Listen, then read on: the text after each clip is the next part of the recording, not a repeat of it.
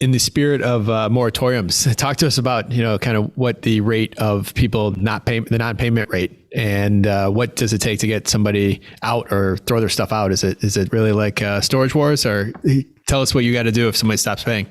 Yeah, I'm really glad you brought this up. So during COVID, we actually had no moratoriums. Our collections went up.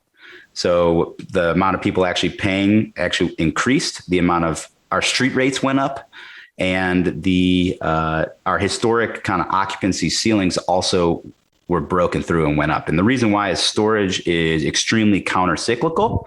It works very well in recessions. It works really well during pandemics, as we found.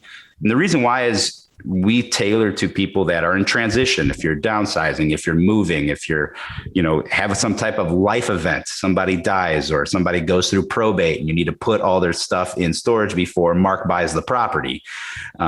These are all things that lend themselves to storage. Now, in the rare case that we do have somebody that doesn't pay, it's actually extremely easy to get them out. And the reason why is because we are not guided by tenant landlord law. We're actually everyone's ears just perked up. Everyone just turned up the dial a little bit. So we don't have evictions like you would have in residential and multifamily. This is one of the main reasons I switched over, especially when I owned assets on the south side of Chicago. We're guided by lien law or property law. So the second somebody chooses to store their possessions in our property, we de facto, by the Illinois state statute, we get a lien on their possessions. And if they do not pay by their grace period, we give them usually 5 days, then we have someone go place a manager lock on their unit. So most self-storage doors will have 2 latch holes, one for the actual tenant's lock, and then one for the manager's lock if you don't pay, so you won't get access to your stuff.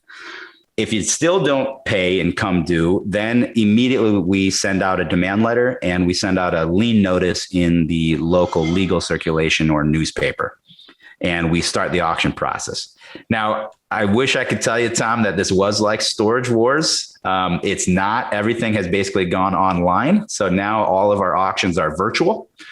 Basically what happens is someone stops paying on the 5th day, they're overlocked. Then we immediately send out the lien notice on the 7th day. The lien notice hits out on the 7th day. It also hits on the 14th day.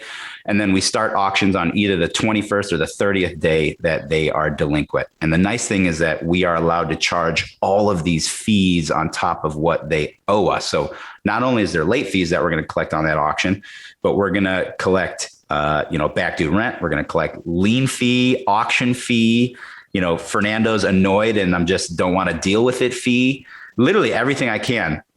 Because the way that storage works is when we auction these off, I cannot keep any excess profit. So I have to bump up my expenses to kind of compensate, because if anything, if the unit goes for more than what I have into it, then I have to send the remaining of the cash to either the tenant or to the state unclaimed fund, where it sits there for like 7 years.